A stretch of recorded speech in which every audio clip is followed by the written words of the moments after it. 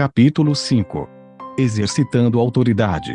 A porta para o exercício da autoridade tem seu pivô em duas frases que Paulo orou em Efésios, fazendo sentar à sua direita nos lugares celestiais, Efésios 1:20, e, juntamente com ele nos ressuscitou, Efésios 2:6. Medite nessas duas orações, aprenda a fazer delas sua oração, alimente-se com as verdades nelas contidas até que se tornem uma parte de sua consciência interior. Então elas dominarão sua vida, mas não tente aceitá-las racionalmente, tem que obter a revelação delas em seu espírito. Note que não somente está escrito assentado à direita do Pai, acima de todos os poderes da esfera de Satanás, mas que estamos lá também, porque Deus ressuscitou-nos juntamente. Não somente fomos assentados, mas observe onde estamos assentados, acima de todo o principado, e potestade, e poder, e domínio. Efésios 1:21. Na mente de Deus, fomos ressuscitados quando Cristo foi ressuscitado. Quando Cristo se assentou, nos assentamos também. É onde estamos agora, posicionalmente falando. Estamos sentados à direita do Pai com Cristo. O ato de Cristo estar sentado implica em que, por enquanto, certos aspectos de sua obra estão suspensos. Toda a autoridade que foi dada a Cristo pertence a nós, por meio dele, e podemos exercitá-la. Nós o ajudamos realizando sua obra na face da terra, e um aspecto de sua obra que a palavra de Deus nos fala que façamos é derrotar o diabo. De fato, Cristo não pôde fazer sua obra na terra sem nós. Alguém pode argumentar, bem, ele pode viver sem mim, mas eu preciso dele. Não, ele não pode viver sem você mais do que você não pode viver sem ele. Veja, a verdade que Paulo está ressaltando aqui em Efésios é que Cristo é a cabeça e nós somos o corpo. Que tal se seu corpo dissesse, posso viver sem minha cabeça, não preciso dela? Não, seu corpo não pode viver sem sua cabeça. E se sua cabeça dissesse, bem, posso viver sem meu corpo, não preciso do resto dele, posso viver sem as mãos e os pés? Não, você não pode. Da mesma forma, Cristo não pode viver sem nós, porque a obra de Cristo e de Deus é realizada através do corpo de Cristo. Seu trabalho nunca será feito sem a nossa participação e nós nunca viveremos sem ele. Efésios 6:12 diz, porque a nossa luta não é contra o sangue e a carne, e, sim contra os principados, e potestades. Se você isolar este verso de seu contexto e continuar falando a respeito da terrível luta na qual estamos empenhados contra o diabo, descrevendo como o diabo é poderoso, você perderá tudo aquilo de que Paulo fazia questão, porque não é isso que Paulo dizia em Efésios. Lembre-se, quando Paulo escreveu essa carta à igreja em Éfeso, ele não a dividiu em capítulos e versículos. Os eruditos se encarregaram disso em data muito posterior, apenas para nos situar. Você pode causar grande prejuízo, às vezes, isolando um verso de seu capítulo, tirando-o de seu contexto, fazendo com que signifique algo que realmente não quer significar. O Espírito Santo através de Paulo já disse no capítulo 2 que estamos assentados acima desses poderes com os quais temos que lidar. Não somente está escrito assentado à direita do Pai, muito acima desses poderes, mas estamos lá também, porque Deus nos fez assentar juntamente com Cristo. Portanto, em nossa batalha contra o inimigo e suas forças, precisamos ter em mente que estamos acima deles e que temos autoridade sobre eles. A palavra nos diz que, porque Jesus as conquistou, somos conquistadores também. Sua vitória também pertence a nós, mas temos que levá-la a efeito. O demônio com o qual Jesus se recusou a lidar. Em 1952, o Senhor Jesus Cristo me apareceu numa visão e falou comigo por mais ou menos 1h30 sobre o diabo, demônios e possessão demoníaca. No final daquela visão, um espírito maligno que parecia um macaquinho ou um duende correu entre mim e Jesus, espalhando alguma coisa parecida com fumaça ou nuvem escura. Então este demônio começou a pular, gritando com uma voz estridente, aqui, aqui, aqui, aqui, aqui, aqui. Eu não podia ver a Jesus, nem entender o que ele dizia. Durante todo o tempo dessa experiência, Jesus estava me ensinando alguma coisa, e se prestar atenção você encontrará resposta aqui para muitas coisas que o têm perturbado. Não podia compreender por que Jesus permitia ao demônio fazer tanta algazarra. Fiquei imaginando a razão por que Jesus não repreendeu o demônio para que eu pudesse ouvir o que ele falava. Esperei algum tempo, mas Jesus não tomou nenhuma atitude com relação ao demônio. Jesus ainda estava falando, mas eu não podia entender uma palavra sequer do que dizia e eu precisava ouvir, porque ele dava instruções referentes ao diabo, demônios e como exercer a autoridade. Pensei comigo mesmo: será que o Senhor não sabe que não estou ouvindo o que ele queria que eu ouvisse? Preciso ouvir isto. Estou perdendo. Quase entrei em pânico. Fiquei tão desesperado que gritei: no nome de Jesus, espírito tolo, te ordeno que pares. No mesmo instante que disse isso, o demôniozinho caiu no chão como um saco de feijão e a nuvem negra desapareceu. O demônio ficou ali no chão tremendo, choramingando e gemendo como um cachorrinho acossado. Nem olhava para mim. Não somente cales a boca, mas saias daqui em nome de Jesus, ordenei. Ele foi embora correndo. O Senhor sabia exatamente o que estava em minha mente. Eu estava pensando: por que ele não fez nada? Por que permitiu isso? Jesus me olhou e disse: se você não tivesse tomado uma atitude a respeito, eu não poderia também. Ao ouvir isto, tomei um verdadeiro choque e fiquei pasmo. Responde: Senhor, acho que não ouvi direito. O que o Senhor disse é que não o faria, não foi? Ele respondeu: não, se você não tivesse tomado nenhuma atitude, eu também não poderia. Repeti tudo por 4 vezes. Ele era enfático ao dizer: não, não disse que não faria, disse que não poderia. Disse: ora, querido Senhor, é impossível aceitar isso. Nunca ouvi nem preguei nada assim na minha vida.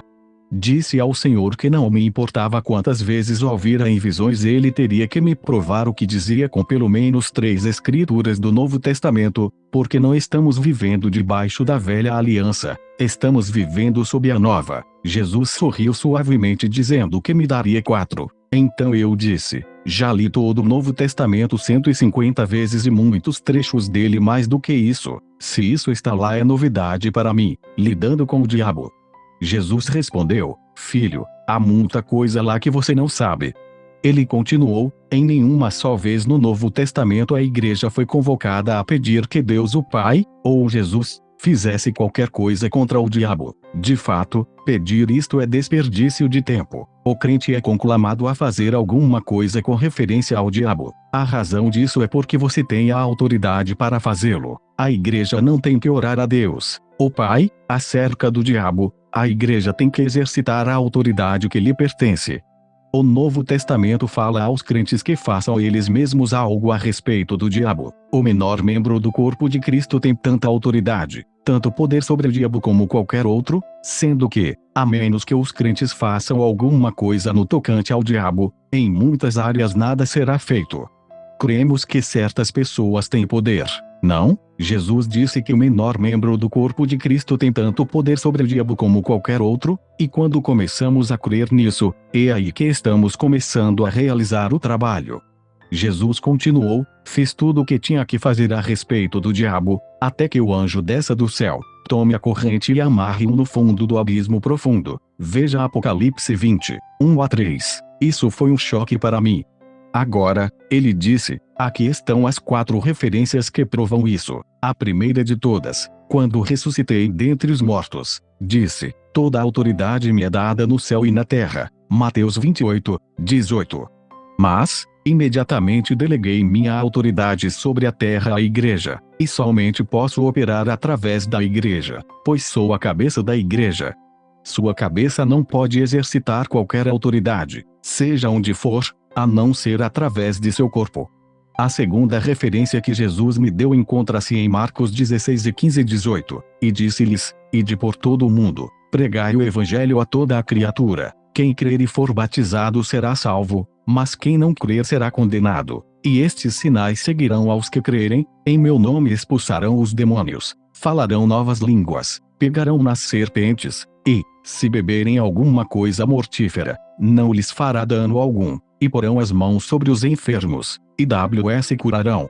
Ele disse: o primeiro sinal que seguirá a qualquer crente, não qualquer pastor, ou evangelista, é que expulsarão os demônios. Isso significa que em meu nome exercerão autoridade sobre o diabo, porque eu deleguei à igreja a minha autoridade sobre o diabo. Lembre-se, Colossenses 1:13 diz: aquele que nos libertou do império das trevas e nos transportou para o reino do Filho do seu amor. Uma tradução diz: o Pai nos libertou do poder das trevas. A palavra grega poder significa autoridade. O verso deveria ser assim: o Pai nos libertou da autoridade das trevas e nos transportou para o reino de seu querido Filho. Deus já nos libertou da autoridade das trevas. Portanto, temos o direito de falar às trevas, isso é, a Satanás e seu reino, e dar-lhes ordens, exercitando autoridade sobre outros. Os crentes têm autoridade sobre o diabo. Podem anular o poder do diabo se este se manifestar em qualquer área de suas vidas ou das vidas dos seus amados. Eles têm autoridade. Eles serão livres do inimigo, já que obtiveram o direito de exercitar a autoridade sobre ele. Isso não significa, entretanto, que sairão às ruas expulsando o diabo de todos que encontrarem. Significa, primeiramente, que exercerão autoridade sobre o diabo em suas próprias vidas. Você tem que entender que tem autoridade sobre sua própria casa, mas não tem sobre a de outra pessoa. A autoridade espiritual é muito semelhante à autoridade natural. Por exemplo, você não tem autoridade sobre meu dinheiro. Você não pode me dizer o que fazer com meu dinheiro, a menos que lhe dê permissão para isso. Você não tem autoridade sobre meus filhos. Você pode fazer com que o diabo desista de algumas de suas manobras na vida de uma outra pessoa, mas você não pode sempre expulsá-lo, porque não tem autoridade naquela casa. Aqui está algo muitas vezes mal entendido. Somente através da intercessão podemos exercer autoridade espiritual na família de uma outra pessoa. A próxima referência que Jesus me deu foi em Tiago 4:7, resisti ao diabo e ele fugirá de vós. O sujeito do verbo resistir é vós. O crente tem que ter autoridade sobre o diabo. A Bíblia não lhe diria para fazer alguma coisa no tocante ao diabo. A Escritura não diz que o diabo fugirá de Jesus, diz que ele fugirá de você.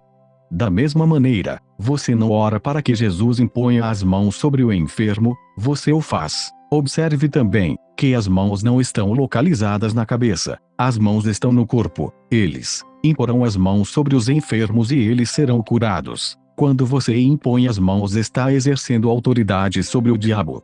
Essa autoridade é sua, sinta-se você possuidor dela ou não. A autoridade não tem nada a ver com os sentimentos, porém você precisa exercitá-la.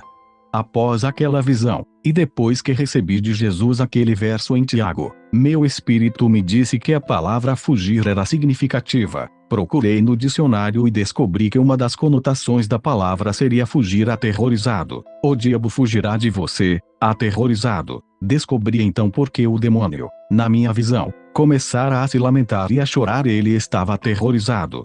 Desde então tenho visto outros demônios tremerem de medo enquanto exerço sobre eles a autoridade que Deus me deu. Não tem medo de mim, mas de Jesus a quem represento.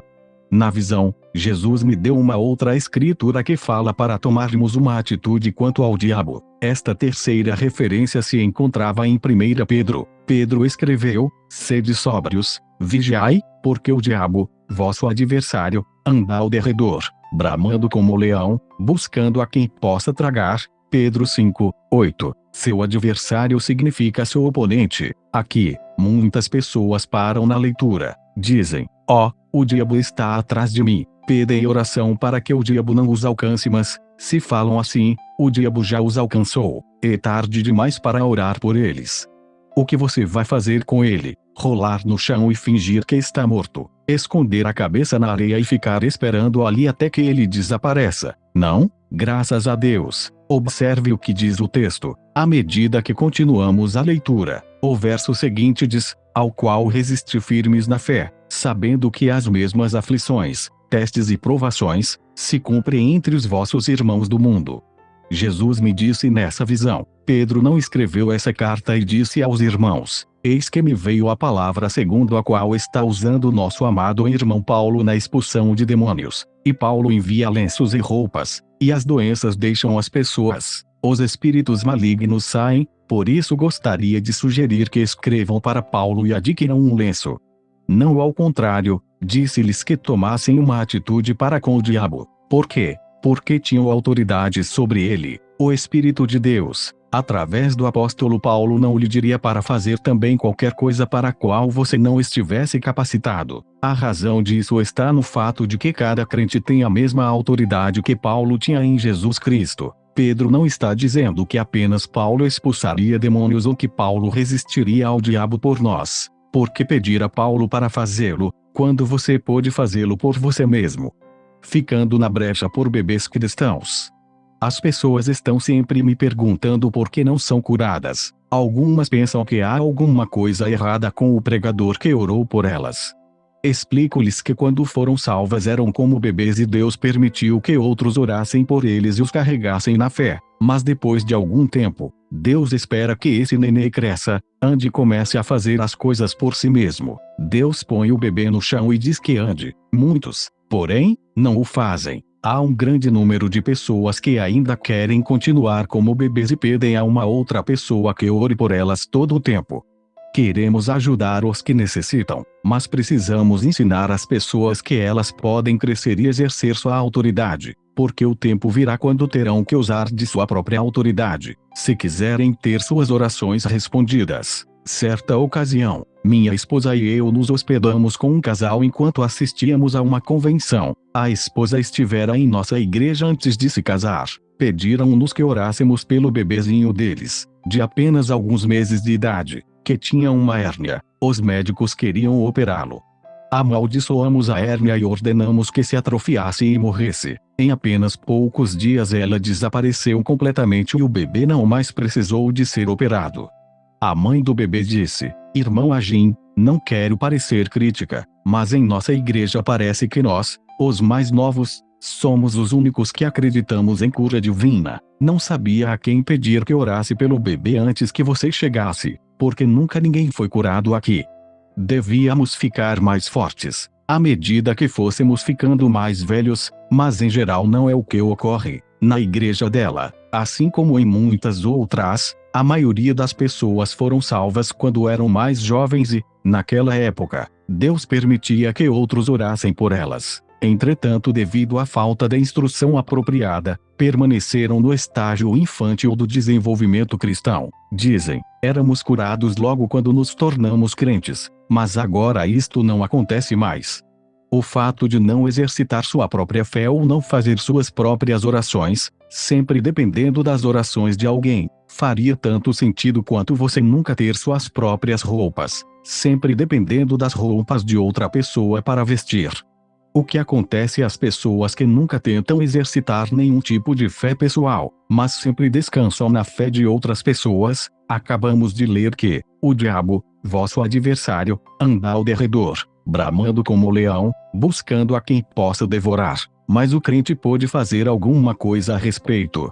Jesus, Tiago e Pedro nos falam para fazer algo com relação ao diabo. Paulo disse em Efésios 4:27, não deis lugar ao diabo. Esta foi a quarta escritura que recebi de Jesus. Ele explicou: isso significa que você não deve dar nenhum lugar ao diabo em sua vida. Ele não tem poder para ocupar nenhum lugar, a menos que você lhe dê permissão. Você teria que ter autoridade sobre ele ou isso não seria verdade.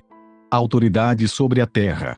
Jesus acrescentou: aqui estão suas 4 testemunhas. Eu sou a primeira, Tiago é a segunda, Pedro a terceira e Paulo, a quarta. Isso estabelece o fato de que o crente tem autoridade sobre a terra, pois eu deleguei a você, na terra, minha autoridade sobre o diabo. Se você não fizer alguma coisa, nada será feito. É por essa razão que muitas vezes nada é feito. Agora você pode entender o porquê de muitos acontecimentos. Nós permitimos que aconteçam, desconhecendo nossa autoridade, desconhecendo o que poderíamos fazer, não fizemos nada e de fato permitimos que o diabo continuasse fazendo tudo o que quisesse. Precisamos entender isso. Despertemo-nos. Talvez tenhamos que mudar nosso modo de orar e tomar a dianteira ao diabo. Eu fiz isso. Você não sofrerá nada se mudar. É bom para você. Temos autoridade para fazê-lo. Estamos assentados à destra do Pai, acima de principados e potestades. Se estamos acima deles, então temos autoridade sobre eles.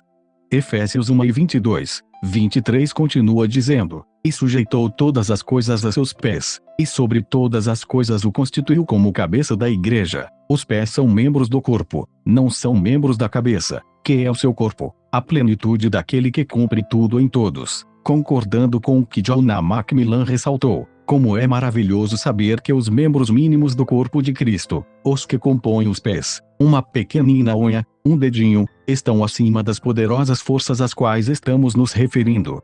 Lembre-se, em Lucas 10:19 Jesus disse aos outros 70 discípulos que enviou: eis que vos dou poder, autoridade, para pisar serpentes e escorpiões, e toda a força do inimigo, e nada vos fará dano algum. Quanta autoridade sobre o diabo a igreja tem? Alguma coisa menos do que isso? Não? Graças a Deus, não.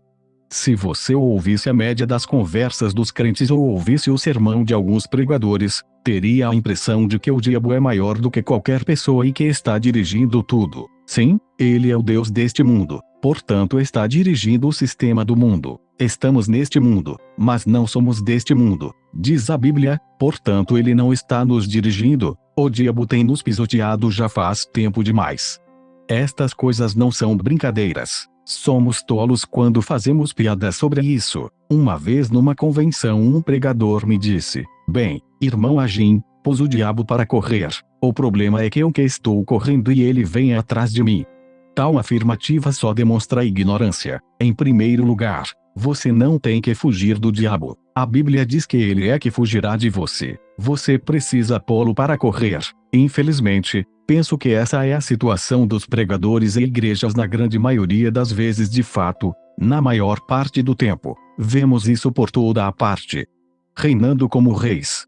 Vejamos de novo em Romanos 5:17, porque, se pela ofensa de um só, a morte reinou por esse, muito mais os que recebem a abundância da graça, e do dom da justiça, reinarão em vida por um só Jesus Cristo. A versão ampliada diz que reinaremos como reis em vida através do único, Jesus Cristo, o Messias, ungido.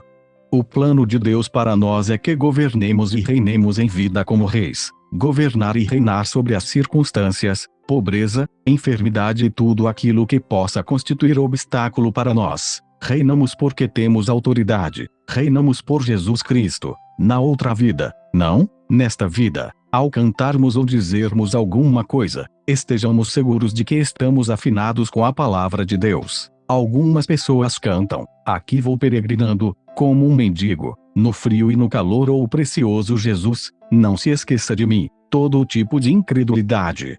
Não estamos vagueando como mendigos, porque não somos mendigos. Somos filhos de Deus, herdeiros de Deus, co-herdeiros com Cristo Jesus. Romanos 8:17. Somos o corpo de Cristo. Estamos sentados com Cristo à destra da majestade nas alturas, acima de todas as potestades e poderes, força e domínio. Glória a Deus. Isso não se assemelha muito a um mendigo ou precioso Jesus, não se esqueça de mim. Ou se eu pudesse alcançar, ou ficando em algum lugar nas sombras você encontrará Jesus, ou ainda Senhor, construa uma casinha para mim num cantinho da terra gloriosa. Prefiro ouvir um jumento zurrar do que ouvir tais cânticos, mas nós os cantamos durante tanto tempo que acreditamos dizerem a verdade. Pessoas derramam algumas lágrimas porque vagueiam como um mendigo e pensam que estão sendo abençoadas. Muito frequentemente os crentes agem como filhotes de pássaros, com os olhos fechados e a boca aberta. Qualquer pessoa pode vir e lhes dar qualquer coisa para comer, e estão prontas para aceitar. Bem, não vou ficar com minha boca aberta e meus olhos fechados. Vou ficar com meus olhos abertos e minha boca fechada. Humildade x pobreza. Exemplificando, muitos crentes confundem humildade com pobreza. Um pregador certa vez me disse que fulano possuía humildade, porque andava num carro muito velho. Repliquei: isso não é ser humilde, isso é ser ignorante. A ideia que o pregador tinha de humildade era a de dirigir um carro velho. Um outro observou: sabe, Jesus e os discípulos nunca andaram num Cadillac. Não havia Cadillac naquela época. Mas Jesus andou num jumento. Era o Cadillac da época o melhor meio de transporte existente. Os crentes têm permitido ao diabo lesá-los em todas as bênçãos que poderiam usufruir. Não era a intenção de Deus que vivêssemos em pobreza. Ele disse que éramos para reinar em vida como reis. Quem jamais imaginaria um rei vivendo em estrita pobreza? A ideia de pobreza simplesmente não combina com reis, exercendo autoridade em sua família. Não era a intenção de Deus que o diabo dominasse nossas famílias. Quando nossos filhos eram pequenos e o diabo tentava adoecê-los, ficava furioso com o diabo e lhe dizia que se afastasse de meus filhos. Eu lhe dizia: estou governando em meu domínio. Você não dita normas nesta casa. Eu governo através de Jesus Cristo. Punham para correr e ele obedecia. Você pôde afugentá-lo também.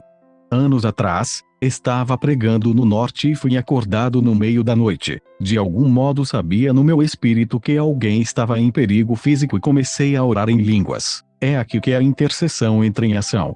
Perguntei ao Senhor qual era o problema e ele me mostrou que era algo referente ao meu irmão mais velho. Sabia que sua vida corria perigo. Continuei a orar em silêncio, em línguas, por mais ou menos 1h30. Não perturbei minha esposa que dormia ao meu lado. Finalmente, tive uma sensação de vitória e comecei a cantar bem baixinho em outras línguas. Então voltei a dormir. 2 dias mais tarde, minha irmã telefonou-me do Texas. Chorava, quase histérica. Dubi foi acidentado, fraturou a coluna. Ela gritava: ele está muito mal, está em Kansas. Os médicos não sabem se ele sobreviverá ou não. Espere um minuto, disse. Acalme-se, ele não está tão mal como eles pensam. E se estivesse, Deus já o teria tocado, porque orei por ele 2 dias atrás e já obtive resposta. Você orou? Orei sim, não fique nem um pouquinho preocupada, ele está bem. 2 dias mais tarde ela telefonou-me novamente. Tinha pedido informações sobre as condições de Dubi e ele já havia deixado o hospital, engessado. Não morrera, como os médicos haviam previsto, nem estava paralisado. Ele veio para nossa casa no Texas. Estava muito desanimado e deprimido, pois, enquanto esteve fora, sua esposa o havia abandonado levando as crianças. Eu pregava num culto em minha igreja naquela manhã de domingo e tentei levá-lo conosco, mas ele não quis. Era um bebê, havia se convertido havia pouco tempo. Bem no meio de meu sermão, repentinamente, tive uma visão. Meus olhos estavam abertos. Porém, ali na minha frente via meu irmão no parque da cidade. Ouvi-lhe dizer para si mesmo: bem, sei o que vou fazer. Vou matá-la e em seguida, cometer suicídio. Paralisado, eu disse: espere um minuto, tenho um assunto para resolver. Depois continuo meu sermão. Falei àquele demônio que o atormentava: diabo, pare com isso agora mesmo. Eu te ordeno, no nome de Jesus Cristo, que deixe esse homem. A congregação não sabia do que eu estava falando, mas o diabo sabia. Foi tudo o que eu disse. Então retornei ao meu sermão. Quando chegamos em casa, meu irmão lá estava e, obviamente, de bom humor. Contou que tinha ido até o parque e que decidira resolver as coisas por si mesmo. Responde: isso mesmo, eu sabia disso e lhe relatei a visão. Ele disse: alguma coisa me envolveu de repente e foi como se algo me levantasse do chão. Foi como se uma nuvem tivesse sido tirada de cima de mim. Voltei para casa assobiando e cantando. Dubi não sabia como tocar o Senhor por si mesmo, porque era apenas um bebê na fé. Algumas vezes alguns de nós, que somos mais velhos no Senhor, temos que ajudar os bebês e graças a Deus que podemos fazê-lo. Entretanto, virá um tempo em suas vidas, quando terão que saber como agir por si mesmos. E, então, não poderemos agir por eles. Aprenda a ser exaltado. Nós cristãos precisamos aprender que estamos assentados com Cristo. Precisamos aprender a nos posicionar no lugar elevado onde Deus quer que estejamos. A igreja falha, frequentemente, neste ministério de autoridade. Em vez de ensinar a este respeito, ela se curva derrotada, vencida pelo medo. Efésios 1:22 diz: e sujeitou todas as coisas a seus pés, de Jesus, e sobre todas as coisas o constituiu como cabeça da igreja. Jesus é a cabeça sobre a enfermidade e qualquer outro mal, como provou quando esteve aqui na terra. Se mudarmos a ordem das palavras, obteremos o sentido mais profundo, de modo mais claro: cabeça para a igreja sobre todas as coisas. Jesus é a cabeça sobre todas as coisas por amor à igreja. Precisamos meditar nessas verdades divinas para que nossos espíritos possam compreendê-las plenamente. Assim fazendo, receberemos ricas recompensas. Quando tomamos essa atitude reverente, o Espírito da Verdade, o Espírito Santo pode nos elevar ao lugar onde poderemos alcançar o verdadeiro significado da revelação de Deus. Em Efésios, Paulo orou para que a igreja em Éfeso tivesse este espírito de sabedoria e revelação. Deus fez com que Cristo fosse a cabeça sobre todas as coisas. É por amor a nós que Ele é a cabeça, para que nós através dele possamos exercer essa autoridade sobre todas as coisas. Quando compreendermos o que nos pertence, desfrutaremos da vitória que Cristo tem para nós. O diabo lutará para nos afastar dali. No entanto, através de uma fé persistente em Cristo, a vitória é nossa.